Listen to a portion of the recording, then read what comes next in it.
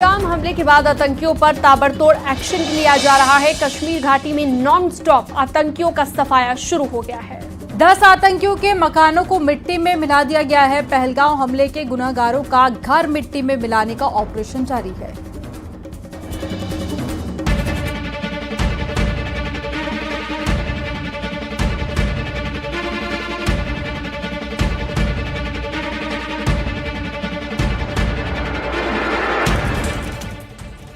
आतंकी आसिफ शेख का घर पुलवामा, आतंकी आदिल गुरी का घर अनंतनाग, आतंकी एहसान शेख का घर पुलवामा, आतंकी शाहिद अहमद कुट्टे का घर शोपिया, आतंकी जाकिर अहमद का घर कुलगाम, आतंकी फारूक अहमद तिड़वा का घर कुपवाड़ा, आतंकी अदनान शफी का घर शोपिया। जम्मू कश्मीर के पहलगाम में हुए आतंकी हमले के बाद से ही सुरक्षा बल के जवान फुल एक्शन में हैं।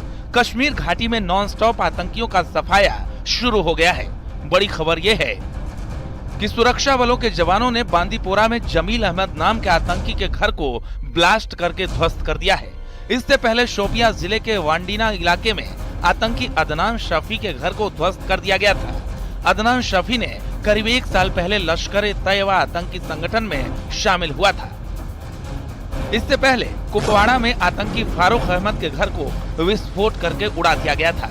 इन सभी को मिलाकर कश्मीर घाटी में अब तक कुल 10 आतंकियों के घर को मिट्टी में मिलाया जा चुका है। कुपवाड़ा में लश्कर-ए-तैयबा के कमांडर फारूक का घर ध्वस्त किया गया है। सुरक्षा बल ने शोपिया में आतंकी अदनान शफी के घर को ब्लास्ट कर उड़ा दिया है। पुलवामा हमले के गुनहगारों का घर मिट्टी में मिलाने का ऑपरेशन जारी है।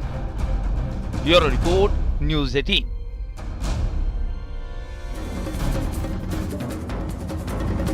आतंकियों के मददगारों पर ताबड़तोड़ छापेमारी जारी है। श्रीनगर में 64 ठिकानों पर कार्रवाई की गई है। एनआईए ने पहलगाम आतंकी हमले की जांच अपने हाथों में ले ली है। गृह मंत्रालय के आदेश के बाद एनआईए अब एक्शन में आ गई है और एनआईए की टीम पहले से ही पहलगाम में मौजूद है। देखिए,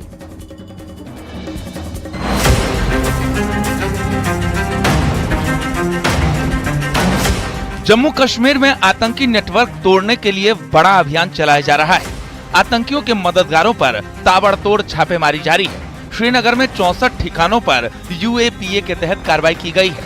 कुलगाम से आतंकियों के 2 मददगार को गिरफ्तार किया गया है। लश्कर और जैश जैसे आतंकी संगठन से जुड़े संदिग्धों पर एक्शन जारी है। वहीं इस्लामिक स्टेट और टीआरएफ के संदिग्धों पर भी छापेमारी की जा रही है। पहलगाम हमले के बाद जम्मू कश्मीर के सभी जिलों में सुरक्षा सख्त कर दी गई है। पहलगाम आतंकी हमले के बाद सीमावर्ती इलाकों में सिविलियन को फिलहाल पहाड़ी इलाके से रोड के रास्ते आने को कुछ समय के लिए रोका गया है।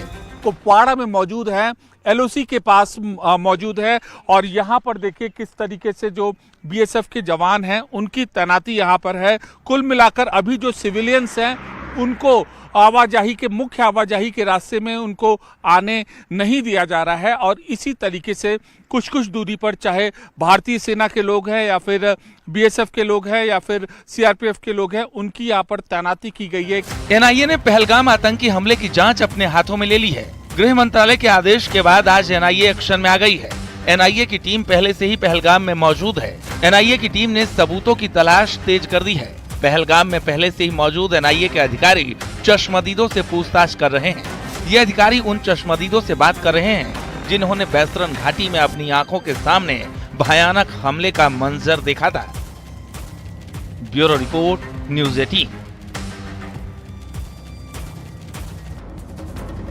मन की बात कार्यक्रम में पीएम मोदी ने कहा कि मन में गहरी पीड़ा है। 22 अप्रैल को पहलगाम में हुई आतंकी वारदात ने देश के हर नागरिक को दुख पहुंचाया है।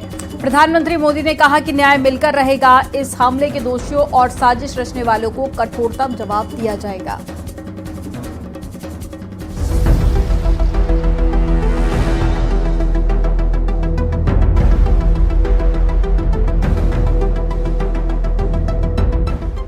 पीएम मोदी ने मन की बात कार्यक्रम में पहलगाम हमले को लेकर आतंकवादियों को कड़ी चेतावनी दी। पीएम मोदी ने कहा कि पीड़ितों को न्याय मिलकर रहेगा, एक भी आतंकी बख्शा नहीं जाएगा। पूरी दुनिया आतंक के खिलाफ एकजुट है।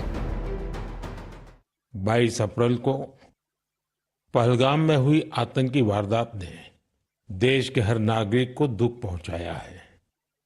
पीड़ित परिवारों के प्रति हर भारतीय के मन में गहरी संवेदना है। मुझे एहसास है हर भारतीय का खून आतंकी हमले की तस्वीरों को देखकर खौल रहा है।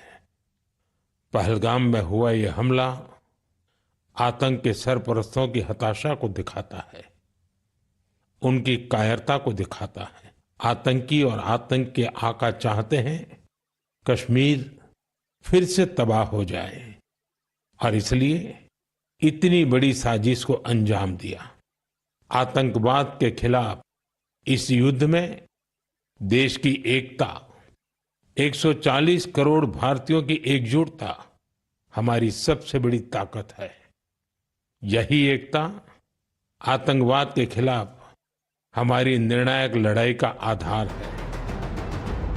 पीएम मोदी ने मन की बात में कहा कि वो पीड़ित परिवारों को फिर से भरोसा दिलाते हैं कि उन्हें न्याय जरूर मिलेगा। इस हमले के दोषियों और साजिश रचने वालों को कठोरतम जवाब दिया जाएगा। Bureau report, news 18।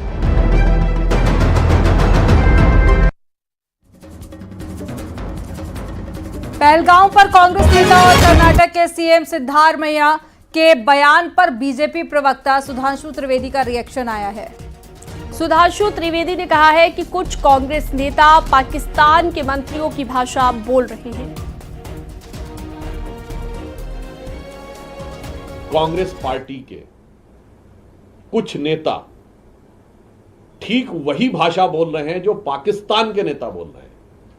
कांग्रेस के वरिष्ठ नेता और कर्नाटक के मुख्यमंत्री श्री सिद्धारमैया के द्वारा यह कहना कि युद्ध कोई विकल्प नहीं है, यह अक्षरशः वही भाषा है जो पाकिस्तान के रक्षा मंत्री, पाकिस्तान के गृह मंत्री और पाकिस्तान के विदेश मंत्री बोल रहे हैं। हम कांग्रेस पार्टी से पूछना चाहते हैं कि आपने तो कहा था कि आप सरकार के साथ खड़े हैं, चंद दिन के अंदर चेहरे पर से नकाब उतर गया।